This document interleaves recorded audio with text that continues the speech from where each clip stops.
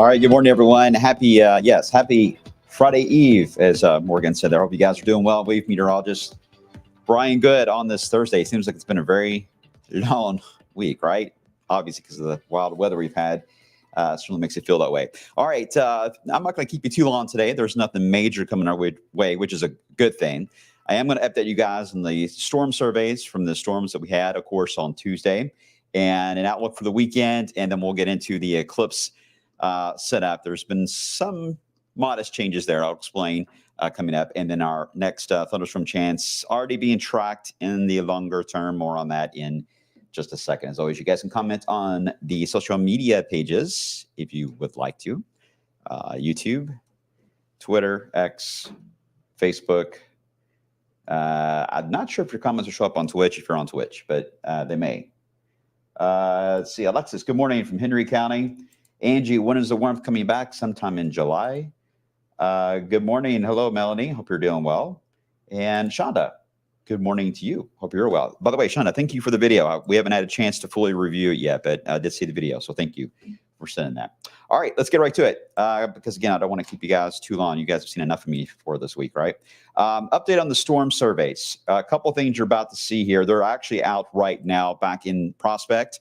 They started about 90 minutes ago on finishing the survey there. They still have to finish the rest of Jefferson County, and they still got more of Oldham County to take care of and Henry County to look at. And just FYI, for those of you that remember that supercell that tracks out of Orange County right into southern Jackson, northern Scott, southern Jennings, northern Jefferson, no decision has been made yet on the surveys for that, but it's still on the list.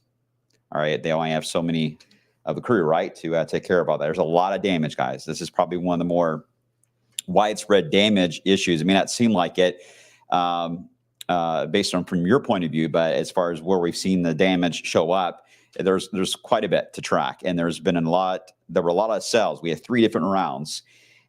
Many may not remember the midday round, but we had one. So there's 3 different rounds of storms that came through that did produce damaging weather. So that takes a bit of time to get that surveyed.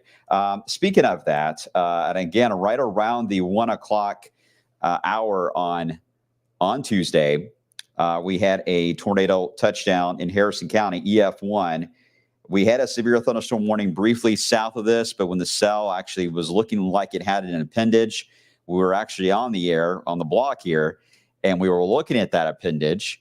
There wasn't a strong signature yet of anything on the rotation side, but indeed, it was a tornado that had touched down, again, just north of I-64. So that one is a little bit of an odd one from the other 2. The one, of course, being down into Nelson County earlier in the morning, and then obviously the second afternoon 5 o'clock round that we had in the metro and up to areas of Scott County and Jennings. Okay, so this is where we've got the damage survey so far that have been taking place. EF1 damage there into Jeffersonville. They went all the way to Utica. Check that out. They went over to, obviously, Prospect. They found EF1 there. And again, they're trying to determine whether or not this is going to be a solid path or not because the damage continues. Now, I will say the radar did not show a strong rotation between that point there in Oldham County and then you get into Henry. There was a bit of a gap that did show up when we were tracking it live. So it makes sense this may have been a different tornado, but we'll see. Same storm, but different tornado that developed. This was the EF1, though, in Henry County, again, all the way through Newcastle, Jericho area through Newcastle. That's still being worked out as well. We will keep you updated. And there's the one, of course, from Nelson and Chaplin. That was early in the day, round number 1 in Nelson. All right, we'll keep you posted. Today, that's all about the wind. Again, yesterday was quite windy. We made it to 42 miles per hour yesterday, and that's without any storms, just a windy day. Well, it's still windy, but not as bad as it was, right? So, but still, when you got temperatures outside that are in the 30s to around 40 degrees, any kind of wind is just not a good thing. So the current feels like temperature is in the upper 20s and lower 30s. Hello, winter. We've missed you. Welcome back. It will get colder. Sorry. Puberty. It will get colder as we get into the start of the weekend, and we could get into a freeze scenario, especially if the sky is indeed clear, which looks to be the case. All right, we do have some rain showers and at times some snow shower activity that's trying to rotate into the area. But other than flurries, I really haven't seen much on the snow side. It's been more of an issue back in far northeast Kentucky and Ohio. Many more reports there of snowflakes have been flying around. I think yesterday the biggest story was everyone saw the grapple, which is the soft hail. I know it was confusing because it looks like sleet, and then in some cases you have some hail that was in our southern counties. We had two different processes that were happening yesterday, but if it looked like it was a flurry and falling down, it was likely grapple, not hail. If it falls fast and clear too, the stones are clear, then you've got hail that show up. So kind of a difference there on the ice, but just about every single shower had something like that yesterday. So it lit up on social media for sure. But today, we're not going to see a whole lot of sun today, unfortunately, because that flow is going to remain strong coming in around this low pressure that is the main cause to the severe weather that we had on Tuesday. This is in the driver's seat. And of course, the front that was the leading edge of this whole thing is way offshore now into the Atlantic. But the low pressure itself is what's taken so long to get the spin and get it out of here. It will, but we're not there yet. It may take until Friday night to really see it begin to clear out. So do not expect much in the way of sun until then. In fact, here's Futurecast showing that we've got these scattered showers popping up today. Could we get some more grapple mixed in? I think it's possible. I don't see as much as we had yesterday. It's either going to be raindrops or a flurry scenario today, a little different. Either way, cold. Tonight, mainly cloudy, pocket or two of drizzle. Don't see a lot of clearing, so the thermometer is only going to move a few degrees today. It's only going to drop a couple degrees tonight, so it's going to stay basically the same. In fact, we've been at 39 for, I don't know what it was, 12 hours, nearly 12 hours now, so the thermometer is not going to move very much in this scenario. We get into Friday night, though. Again, Friday daytime, more drizzle possible. Friday night, finally, the low tries to surrender. And then you see that blue line pop up. That is the freezing line. So we get into a setup where freeze will take place, especially into the Ohio Valley, right in the core of wave country. So make sure that they cover up those sensitive and emotional plants, just in case. The growing season officially was declared to have begun this past Monday. So there will now be frost and freeze alerts that will come on out now for the rest of the spring season until we get out of that phase. So we could have frost and freeze alerts come out for Saturday morning. That is possible. We'll keep you updated. It moves on by, and then Saturday actually will be a nice looking day. It really will. It will be cool. I don't know if we're even going to get to 60, but it will be a nice looking day. Sunday is not trending as nice. I think Sunday morning, very early, yes. But we get into Sunday afternoon, we're going to cloud up, and I think we'll get rain, maybe even a bit of thunder, nothing severe, but a bit of thunder into Sunday night, which then leads us to the problem here with the eclipse setup on Monday, April the 8th. Look at the path that it's taking from Mexico all the way to Niagara Falls. All right, here's what's frustrating here. This low pressure that moves in, it's actually a strong low, so I don't know if it's a good or a bad thing that it slows down as it gets toward an area. It's good in the sense that it cuts down the severe potential we would likely have had if it were faster for Sunday, this upcoming Sunday.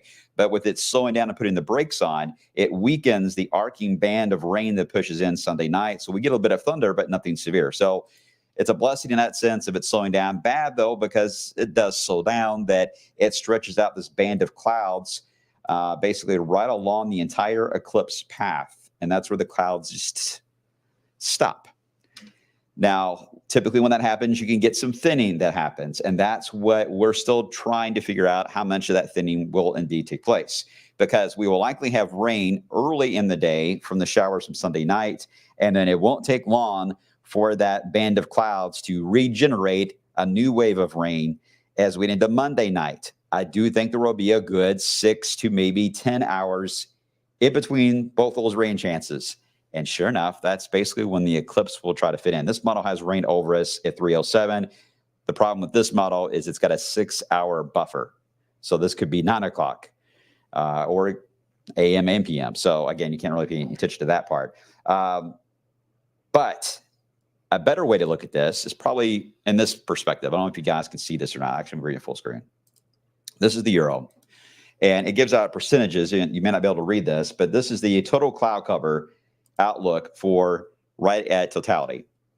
And you can see that it's got a lot of 80, 90% cloud percentages that stretch out. And again, that path is basically right there, right across Arkansas into Indiana, into Ohio. And really, if this is the case, in Ohio is probably, and maybe New York will be the lucky ones out of this. But here's the problem: is that tells you the opacity as far as cloud coverage of any sort. So we can actually break this down into different layers. And when you do that, then you start to see that, well, we don't have a lot of the low cloud cover, which is listed right here. This is going to be more to the east, relatively fading out. Your mid-level deck is there, but it's faint. Your high deck is the brightest one. That's the main reason for the 80 and 90% is the high deck of clouds. So what that will likely lead to is at least a hint that you can see the eclipse. It may not be a perfect show, and I'm telling you, it's not. It's still awesome to see, but to have it perfectly clear is really what you want. And I can't rule that out. It is certainly possible the clouds could thin and you get that patch of clearing just in time for the moon to pass in front of the sun. We only needed to do that for 3 minutes. We just need 3 minutes of your time. 3 minutes of your time. Just cooperate, please. It's just too early. This is going to be one of those updates we're going to have to just constantly push out about as far as details all weekend long. Either way, I don't see it being rainy, which is good. I think the rain will be out of here late Sunday night, early Monday morning, and I think the rain will hold off into Monday night and Tuesday. Confidence in that is fairly high. And it does look warm. I think we'll be in the 70s in Louisville. I don't know about Seymour, maybe not quite in the 70s, but still close to it. So that's not bad. So that's a plus on both of those accounts. But the issue will be whether or not we see the thinning of the clouds or not in the area. And I know that's going to be a big frustrating part for those that travel, and then you end up with a batch of clouds blocking it. But still, you're going to experience complete darkness in the totality zone. If you're anything short of 100%, it will not look any different than, say, what yesterday looked like when we had the dark clouds that rolled into wave country with those passing showers. It would be about that dim, which is not that dramatic. You probably wouldn't notice. You probably would think a storm's coming, to be honest. But if you're in totality and you also have clouds, it will still be a dramatic effect. It will be nighttime. So that's still awesome in that sense. But again, be able to see the celestial moment because again, we're in an 11-year sun cycle right now, and the sun is producing a lot of energy. It's in its 11th year cycle here. So the corona, the ring around the outline of the eclipse is going to be more dramatic than what we had in 2017. So that's going to look really awesome. You get what we call a diamond ring effect that happens before and really after when you get out of the eclipse. That's really cool to see. We'll go into all that detail when we get into the eclipse for the upcoming Monday period. But again, I'm hoping we get some thinning in the clouds. I just want to update you guys that that's the case now. We're going to go with mainly dry and temperatures near 70. That it gets fair. But I still have to say mostly cloudy for now until we get a better handle on that. Everyone good on anything on the eclipse questions I can answer before I get into the extended outlook here? Let's see.